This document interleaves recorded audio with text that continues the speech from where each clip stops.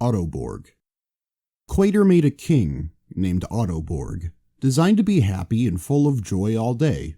Robots were a subject that Ottoborg had done a lot of research on, so it was only natural that he made 3 robots to help him make 7 little houses.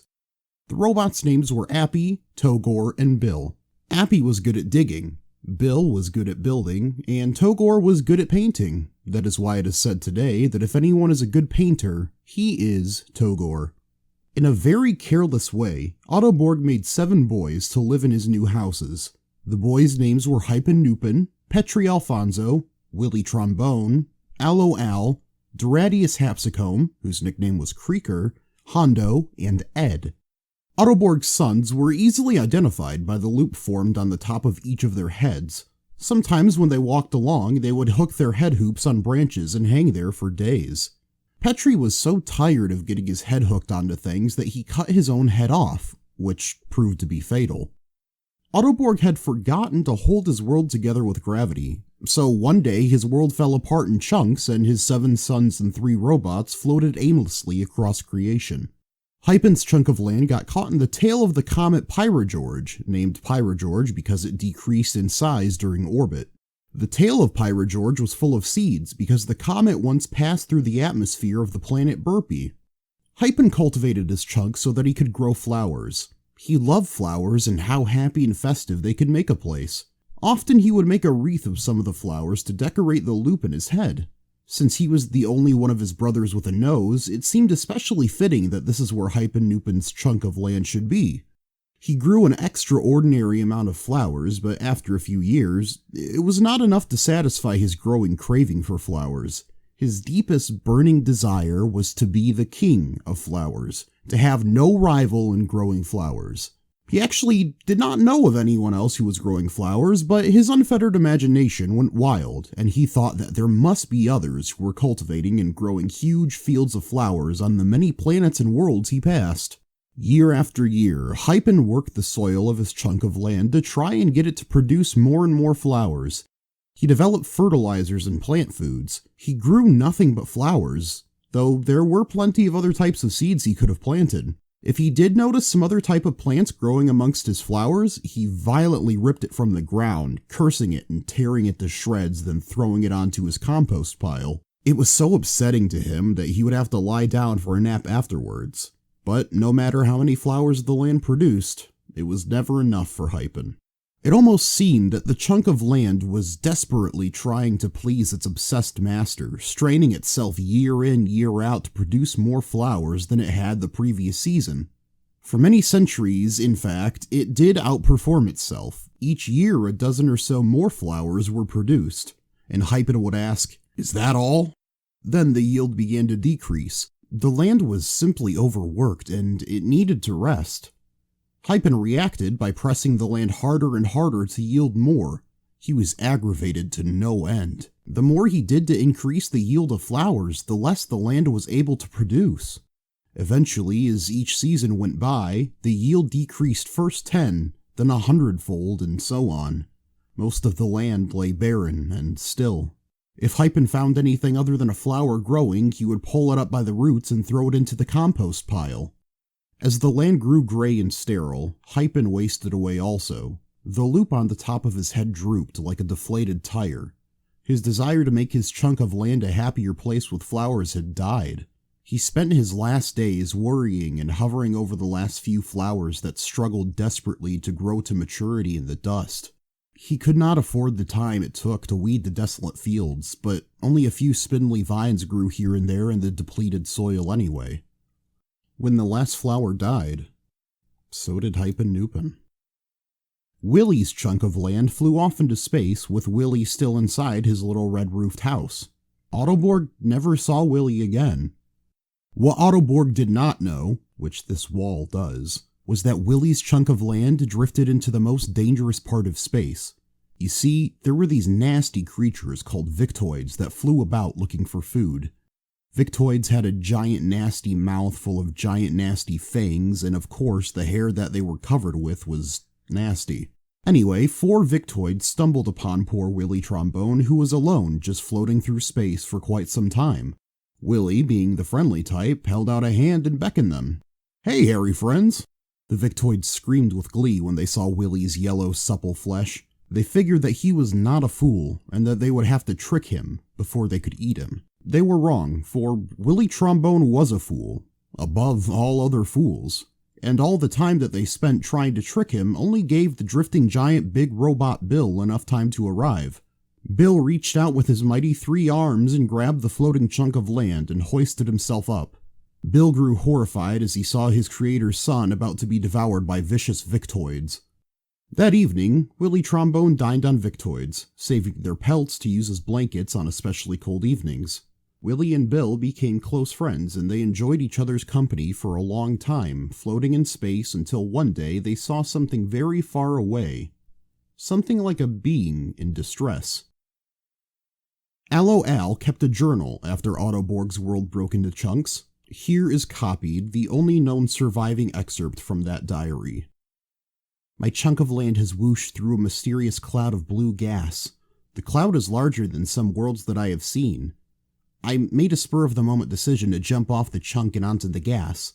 There is such a clutter of junk on the outer surface of the blue gas that is virtually solid, yet kinda springy. Wow, I am tired. I think I will lay myself down to take a snooze on the junk that clutters the surface of this blue gas, for I have not slept since before Ottoborg's world fell apart. I do not know how long I was sleeping, but I woke up because I felt something tiny and creepy crawling on my knee. I reached down and swatted it with my hand, but there was just a yellow spot of goop when I brought my hand up to see what kind of bug it was. Then I heard the most whiny, moany noise I have ever heard. I looked up and around and behind me, but I did not see anything. Then I looked down on the ground. I found myself surrounded by very little beings. Some were laying down. I guess they must have fainted after seeing one of their own squashed by my big hand. I knew they were not bugs then because they were all staring at me, and because they were not all crawling over me or biting me or injecting their eggs under my skin to incubate there and hatch later. These are very teeny tiny beings indeed. When I compare them to myself, the tallest is only as big as my thumb. Each tiny being has a great head in comparison to the rest of its body. In fact, the head takes up as much space as the body. The 2 remarkable features of the head are the size of the head compared to the little body, and its almost perfect roundness. It's like a melon on a sliver.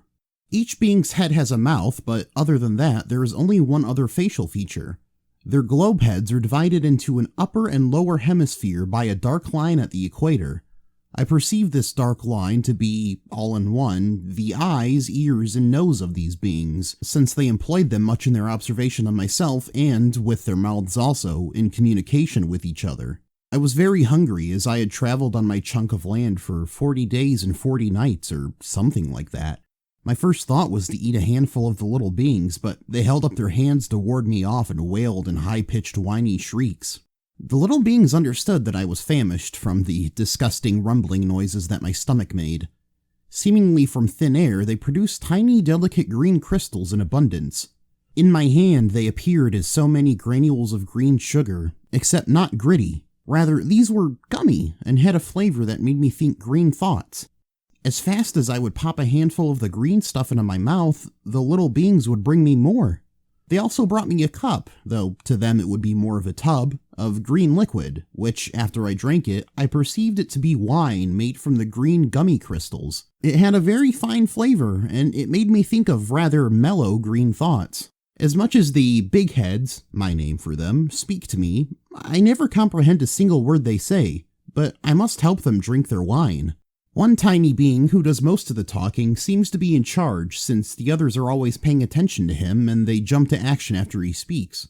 I suppose he is the father of these tiny beings. While he was speaking, he also did strange dances. He looked really stupid, waving his arms about like that. After a few weeks of the father trying to talk to me, some other of these big heads dressed in tight, colorful clothing came to bother me. Some rode upon wheelie things around and around inside the loop of my head. One had the nerve to bounce up and down on my lips. I should have just opened my mouth and swallowed him whole. The only thing I did not really mind was the 3 beings that did flips and somersaults on the 3 spikes that stick out of my chest. That was kind of fun.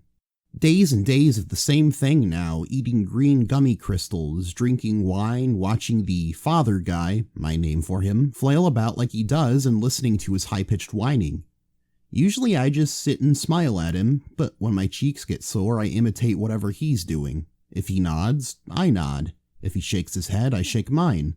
I will not write in this diary unless something weird or exciting happens. How long have I been here? It is very hard to keep track of time when nothing happens.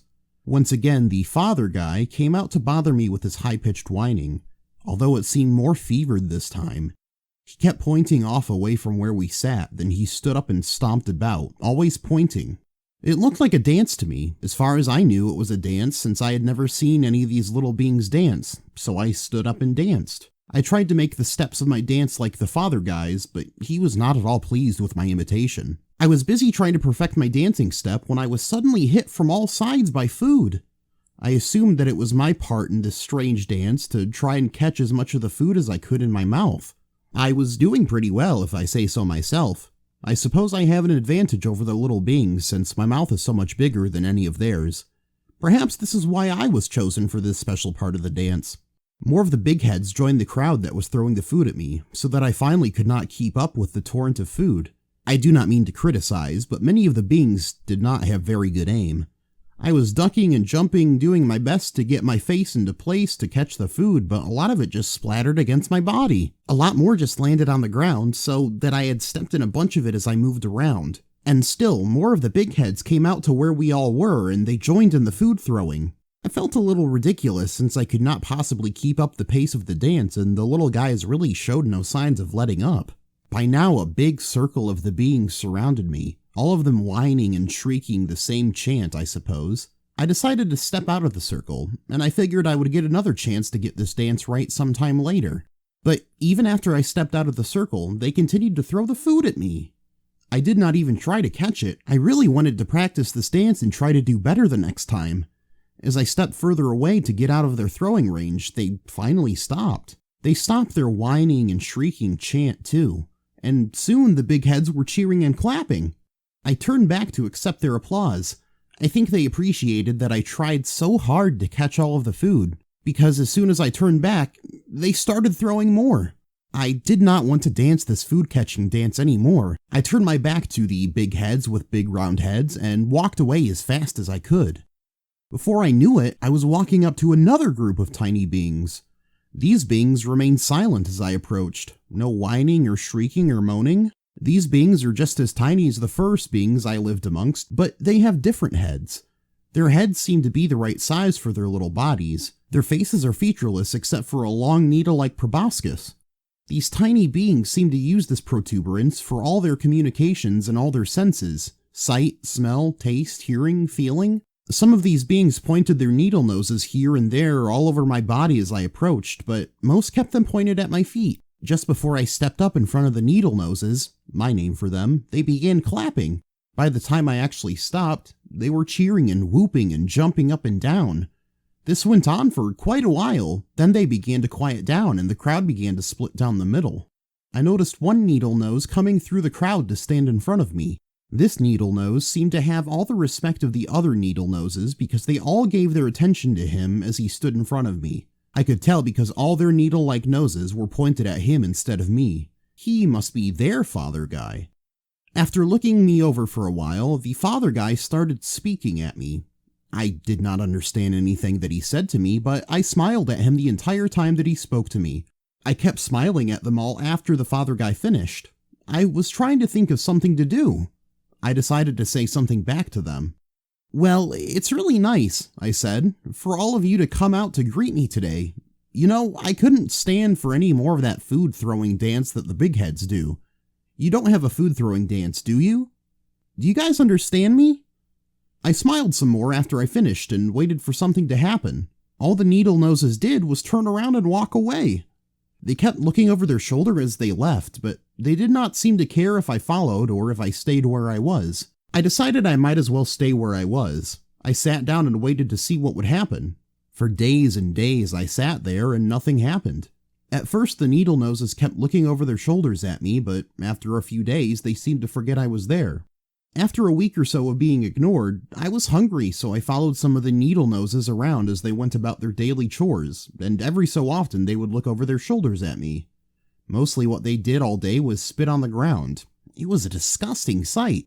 They would form lines and walk through the fields and spit on the ground day after day, all the time spitting. Day after day, no matter where I was, no matter what I observed them to do, they were always spitting.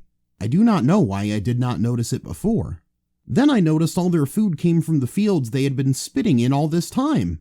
Food from spit. Now that they were harvesting, they had time to notice me. For the first time since I had arrived in the Needle-Nosed Land, they offered me food. How could I accept it after seeing them spit all the time to produce the food? I ran away, sickened to my stomach. After what I am sure must be something like 100 years, I could not take living among any of these tiny beings anymore.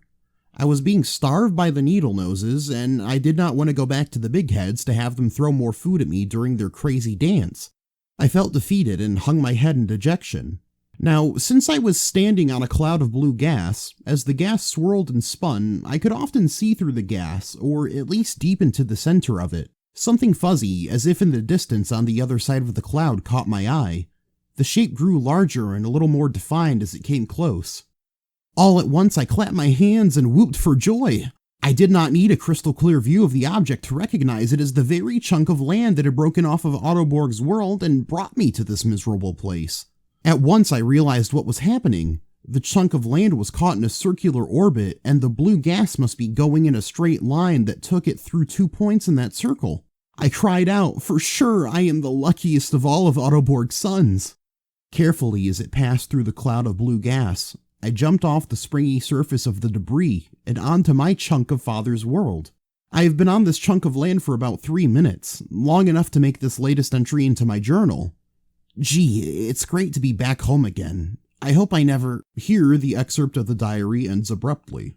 It is said that the chunk of land Aloe Al was on suddenly smashed into a dirt clod that collided with it head-on. Both the chunk and the clod were traveling at great speeds upon impact. Nothing was seen of Aloe Al again. Creaker's chunk of land was the biggest, and it was full of lakes.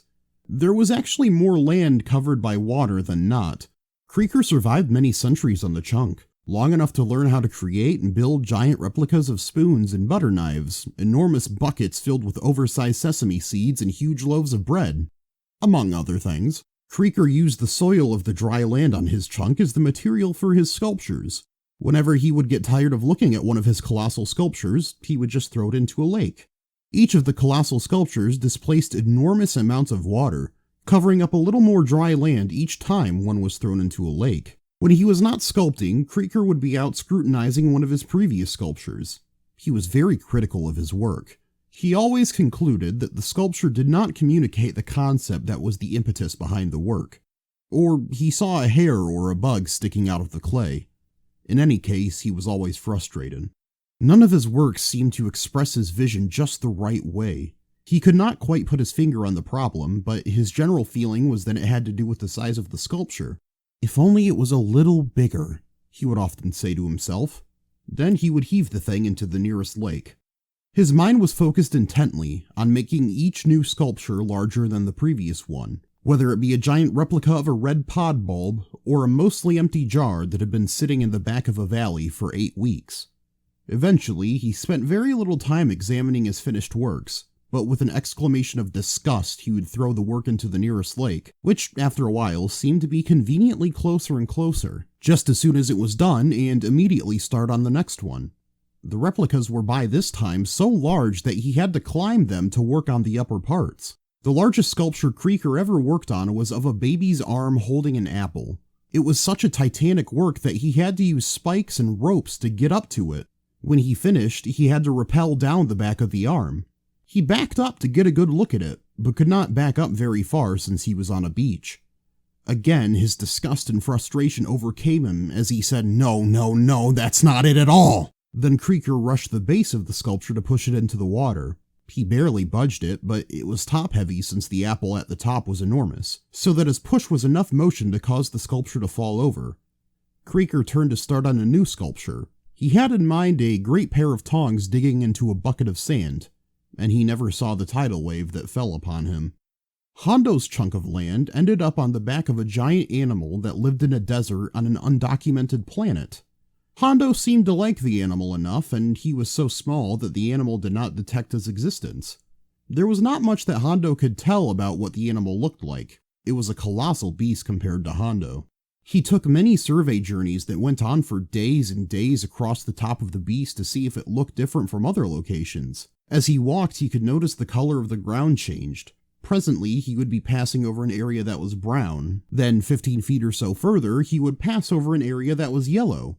The surface he walked on was hard and mostly smooth, but it was terraced into short, flat little hills all over. When he came to the edge, he was looking around and he almost fell off. He got down on his stomach to look over the edge. There was nothing between him and the ground, which was very far away. If he had jumped, the fall would have broken every bone in his body. He was on the lip of an overhang, and he reached under it to see if he could feel how far back it went. But the overhang went straight back and kept going. Then he carefully lowered his head over to look and see how far the overhang went. He could not see it though. There was so much dark shadow he could only see about as far as his hand reached. Hondo got up and decided to walk directly away from the edge. He grew very tired almost immediately as the surface began ascending right away. It took a day to reach the summit, so he slept there. In the morning, Hondo was able to see very far from the top of the animal. The sky was all blue and the land was beige. He saw that the highest hilly part of the animal sloped down in all directions around from where he stood.